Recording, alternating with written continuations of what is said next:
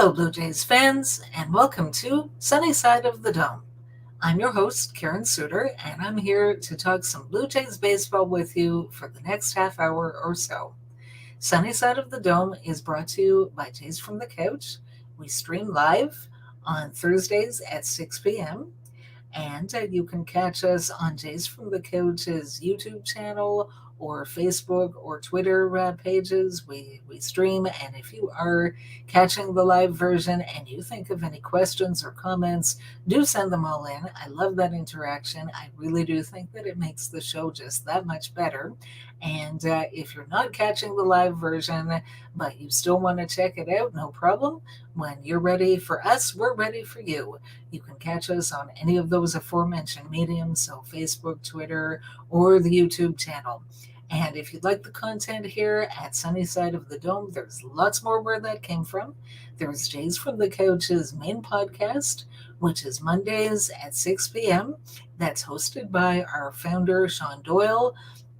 He's always got lots of interesting stuff. There's other people on there with him, and lots of stuff like the new fake news segment. And you can watch that, or you can actually download and listen to that as a radio podcast.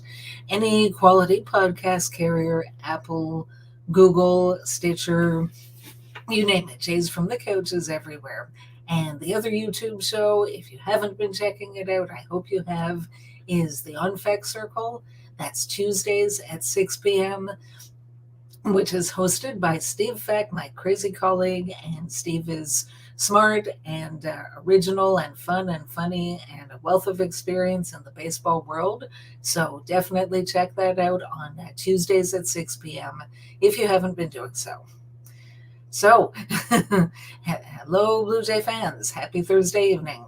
How's everybody doing? Everybody surviving the winter, the weather, everything else that's going on, and hoping that we get baseball sometime, at least baseball to talk about. If it's not games, at least moves, signings, trades, something, something to whet our appetite and get us in the mood for spring and all of that fun stuff. So on that note, possibly some interesting news.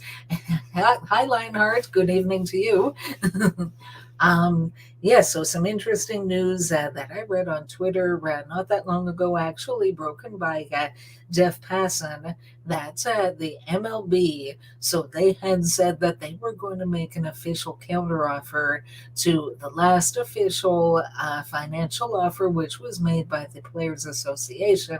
And now they say they're not going to do that, but what they have done is Major League Baseball has requested immediate assistance of a federal mediator to help resolve the lockout.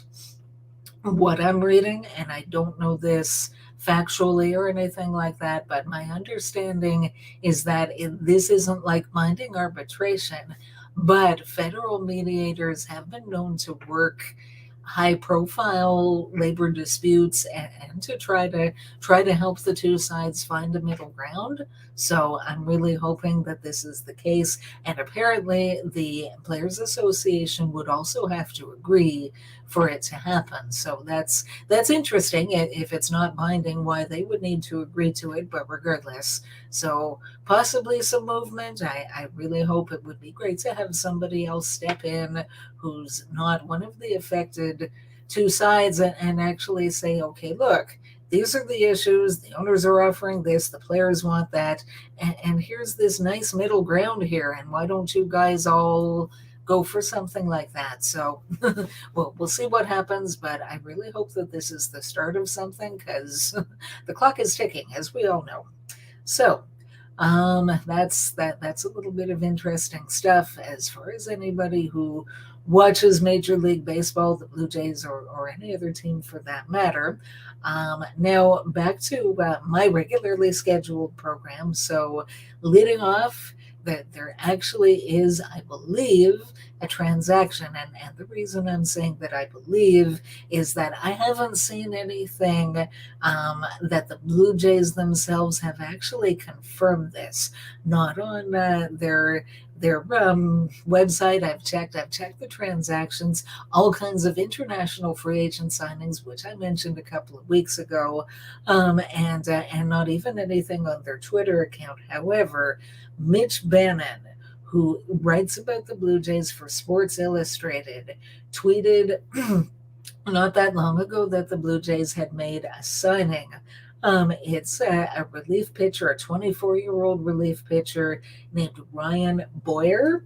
And he's not that they're able, the Blue Jays or anybody else in theory would be able to sign him because he's not part of the players union. He's never played in Major League Baseball. They found this guy. He's playing in an independent league on a team called the Milwaukee Milkmen. There's a tongue twister.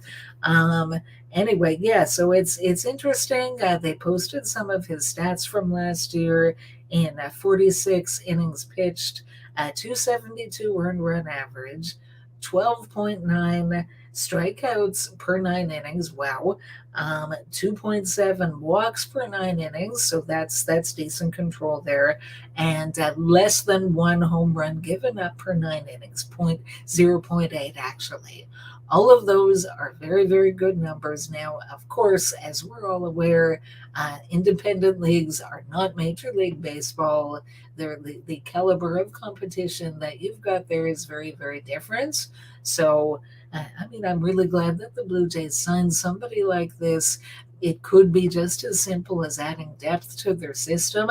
On the other hand, you never know. Every now and then, an organization will find somebody, find a diamond in the rough playing in the independent leagues, and with these numbers being so good, maybe he did something, maybe he added a pitch, maybe he learned something that he didn't previously know, and that's why he hasn't been in a major league organization. So, the great thing is when you look at teams that eventually win a championship, yes, you've got your star players.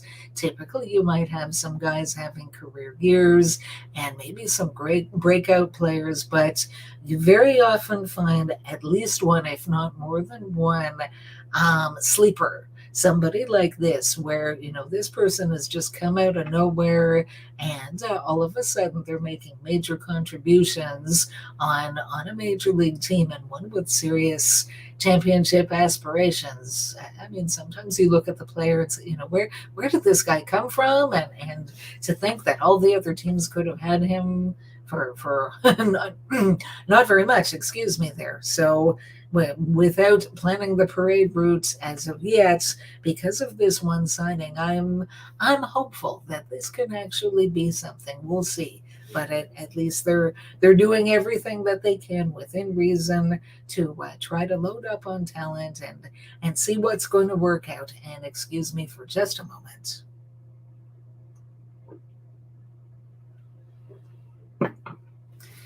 All right, so on to the heart of tonight's order, and what I wanted to do was focus on the Blue Jays pitching situation going into the 2022 season. I'm being optimistic.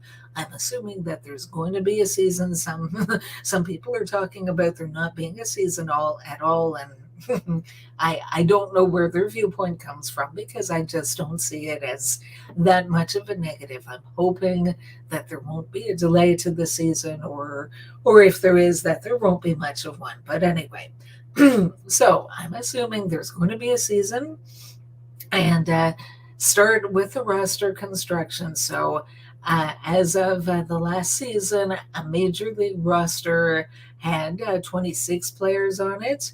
And I'm going to assume, just for argument's sake, that will be the case going forward, because I have heard some talk that maybe with a new collective bargaining agreement, they could actually go back to 25, which is what it was for many, many years. But I'm going to go with 26. So for me, I'm thinking 13 position players and 13 pitchers. So you've got your 9, your starting lineup.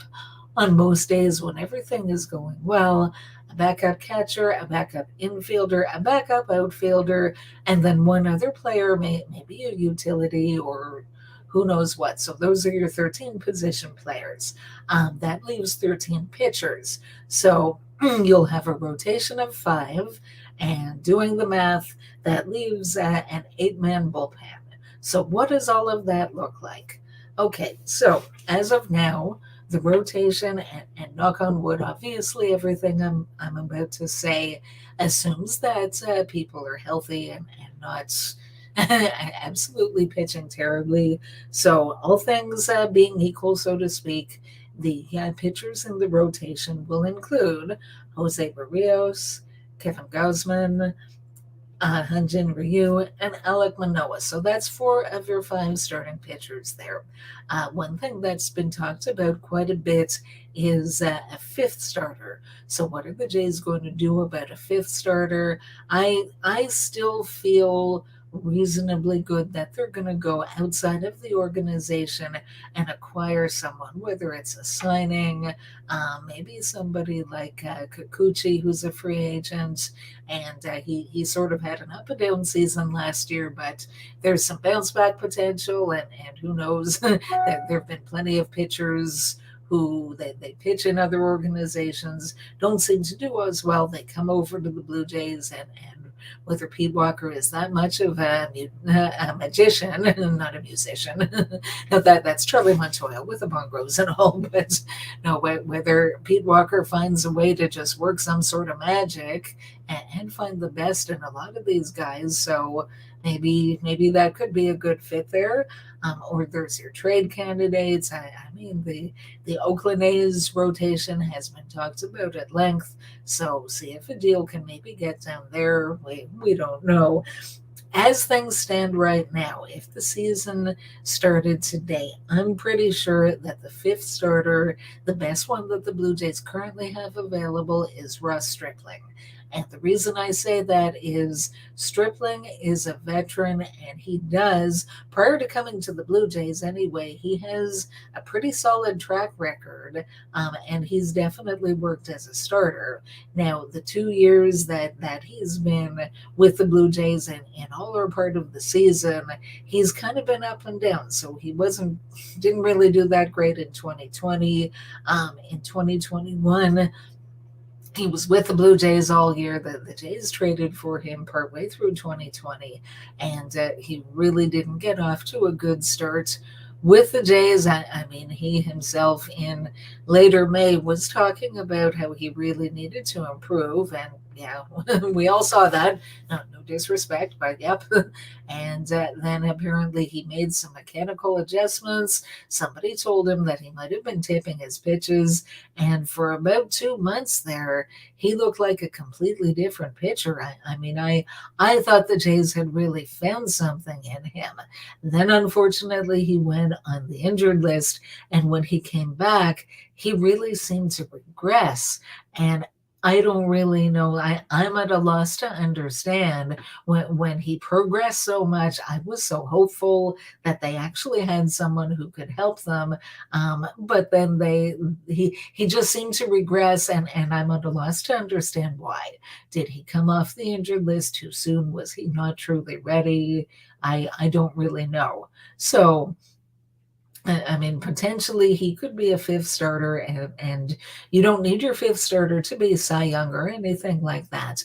Myself, and on the main podcast a couple of weeks ago, we were talking about the bench, and I made a point when talking about third base that as much as I really like Santiago Espinal, I don't believe he is or should be the Blue Jays' plan A to man the hot corner on a day in and day out basis. I think Espinal has a better role as a backup infielder, that you get him in there. He can play a number of positions. He can do a lot of different things to help you win. And one of the points that I made was if the Jays go out and get a proven performer to play third base for them, whether that's trading for Matt Chapman or maybe even Jose Ramirez, if they can do that without literally giving up the farm, or who knows what. There's possibilities out there. But if they do something like that, then they've actually upgraded two positions, the starting third baseman and your bench infielder. Well, I can make the same sort of arguments as far as the starting rotation, that if they go out there and get somebody who might be a tick above a Ross Stripling as far as what you get from him on a daily basis, that you've upgraded not only your fifth starter, but your depth there. Because at some points, if you know baseball, you know that I'm not sure it's ever happened in the history of Major League Baseball where a team has gotten by with only 5 starting pitchers. I mean, even in 2016, when the starting rotation was the biggest strength of the Toronto Blue Jays, they still used 7 all year long.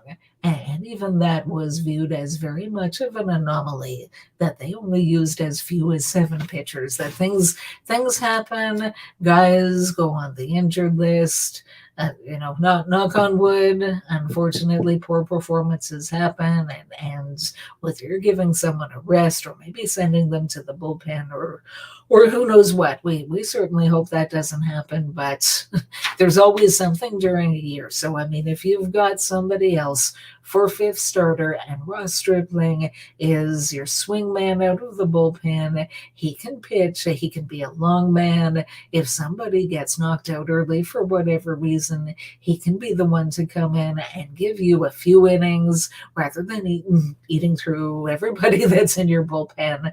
And and hopefully quality innings. So that's how I see that ideally. I see somebody from outside the organization as a fifth starter. I see Ross Stripling in the bullpen. And who knows, Nate Pearson, I'd still love to believe that his future is as a dominant starting pitcher. Well, he needs the dominant major league pitcher part first. He needs to stay healthy and find something that works for him, that where he can stay off the injured list and where he can get guys out at the major league level. Heaven knows he's got the talent for it. But it sounds to me like their plan, at least at the beginning of the year, is to have him pitch in the bullpen. And then, if he dominates and if he's just blowing the doors off and forcing his way into the rotation, if and when, more likely when, that there is an opportunity, then so much the better for him and for the team. Anyway, so that's your rotation, and actually, good time for a drink of water, excuse me.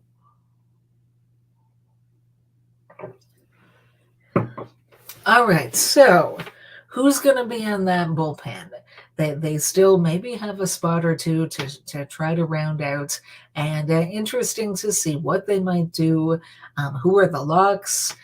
What internal options do they have that could be fighting for a spot?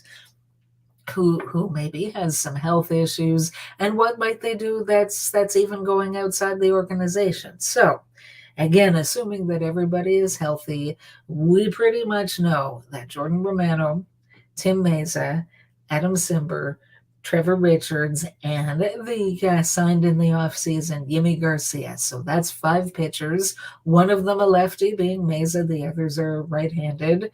And so that's a 5 out of 8, and pretty quality 5 out of 8 overall. Again, Yimi Garcia is another one that he's been a closer. He has had some success in Major League Baseball, and I think when I looked at his numbers last year, looks like he struggled for part of the year, but hopefully it's something that they can work out, and he can return to being the better version of himself. So fingers crossed there. So that's 5.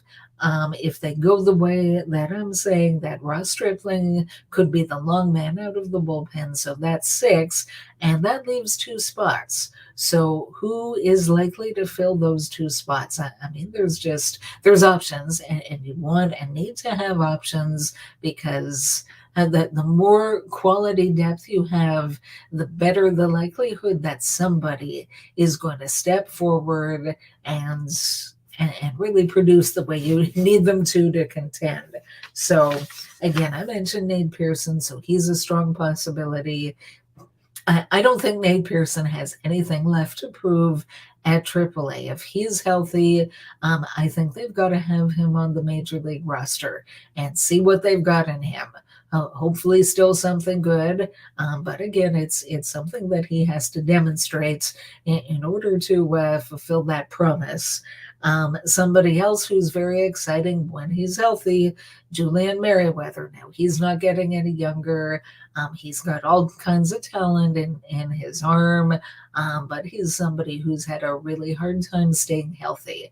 So again, if Julian Merriweather, is healthy, I think it's a pretty safe bet that he'll be in the mix there. But who knows? I mean, he spent a lot of time on the injured list last year. So other options, Ryan Borucki. He's been with the organization for quite some time. He actually looked really good when he made his major league debut in 2018, and he was part of the rotation. Looked like he had a pretty bright future there.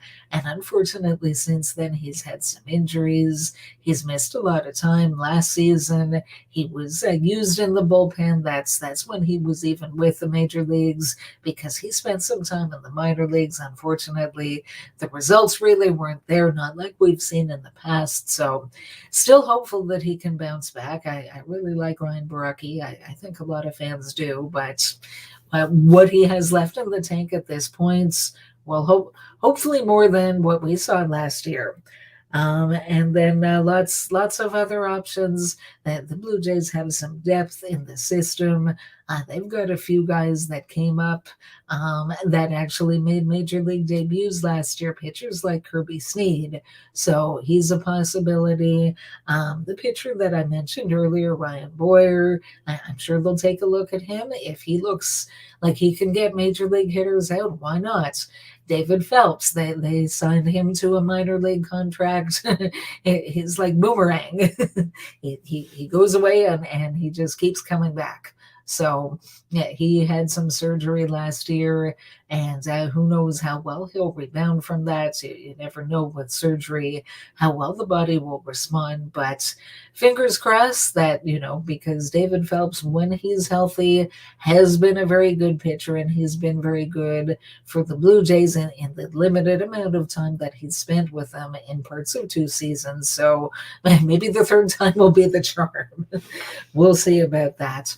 And yeah, there's always, once this lockout ends, hopefully with a new CBA, hopefully without before too much longer, and we get back to the business of playing baseball games, but before that, of finalizing rosters. So there's still free agents out there that they could look at signing. I don't know to what extent they would have interest on the higher end. Kenley Jensen, who spent his career so far with the Dodgers, he's a free agent, so whether he ends up back with the Dodgers or if he signs somewhere else, would the Blue Jays have interest in someone like him? Would he have interest?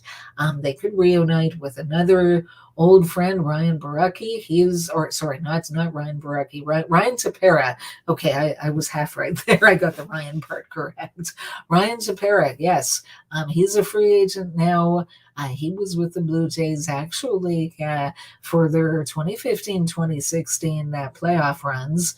And then he was with the organization a bit after that. And he's been with a couple of other organizations since then. And he's actually pitched quite well. So maybe they would look at bringing someone like him back aboard. There's also trade possibilities. I mean, excuse me, sorry about my voice. There's trade possibilities. I mean, the Jays have a surplus.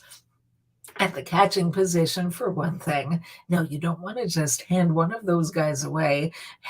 Hand away, yes, like trading Riley Adams for Brad Hand. Pun not intended for once in my life. But I mean, there are ways that they could turn areas of surplus into another need. So I don't know if Alejandro Kirk could be included in a package for a bigger return.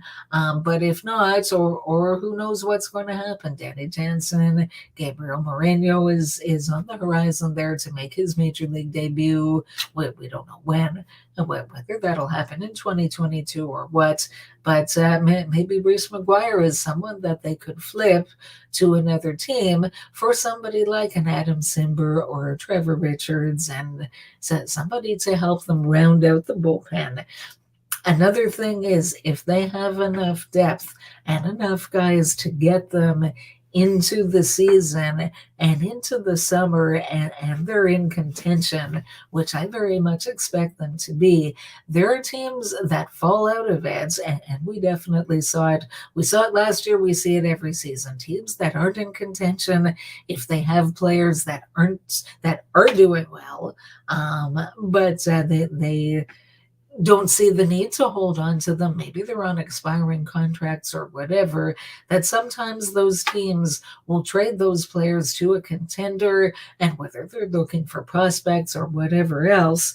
One name keeps coming back to my mind, and it's another former Blue Jay, somebody who I always really liked as a player from his time here, and that's Ken Giles. So Giles, if you recall, when he was healthy and with the Blue Jays, he was a very effective closer. Unfortunately, he was injured. He had to be shut down partway through the 2020 season, and he ended up having Tommy John surgery. And so the Seattle Mariners, they were opportunistic, doing something that I really was hoping the Blue Jays would do, but they didn't. And that is they signed Giles to a 2-year contract in the offseason after 2020, knowing that he'd had Tommy John surgery and that in all likelihood he wouldn't pitch for them at all in 2021, but they're securing his services for 2022. And in fact, I think there's a team option for 2023, if I'm not mistaken. So what if the Seattle Mariners, who managed to be in contention until the last game of the season, in spite of not very good run differential and some other stuff, that you look at their team and in a way you wonder why they won as many games as they did. But they've got Ken Giles. If he bounces back well from the Tommy John surgery, and let's say the Mariners end up not being in contention next year, could the Blue Jays possibly reacquire Giles and bolster their bullpen that way? If not him, I mean, there are other options out there, but that's one that's kind of caught my eye. So anyway, very interesting. It'll be interesting to see what the Jays do and what options they make use of to round out their pitching staff and have a really good season, which I'm really expecting.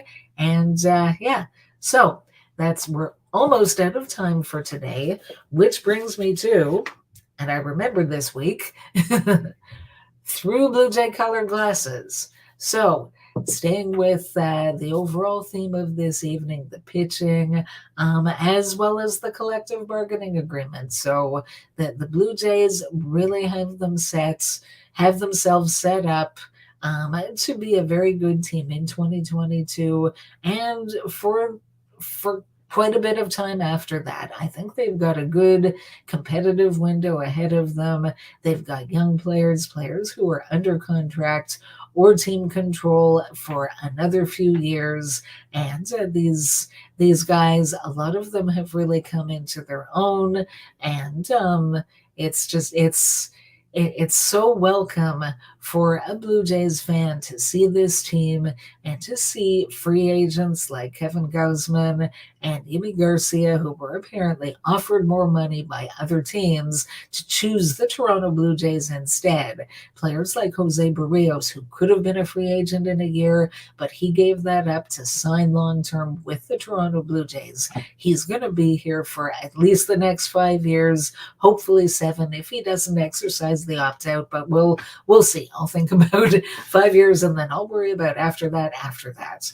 But yeah, I'm so excited for the upcoming season, and I think the Blue Jays, unlike the last few years, I think they have more spots that they know what they're doing in, assuming health and all of that, than they do holes and question marks. And that's what you need. You need to really have a plan and have a solid core of good players in place if you want to win, and the Blue Jays have done that, and really, kudos to the front office for building this team.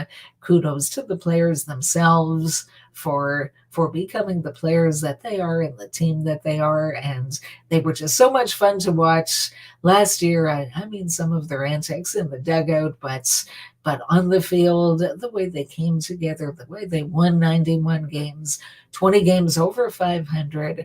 And I really do think the best is yet to come. I can't wait until the lockout is officially over.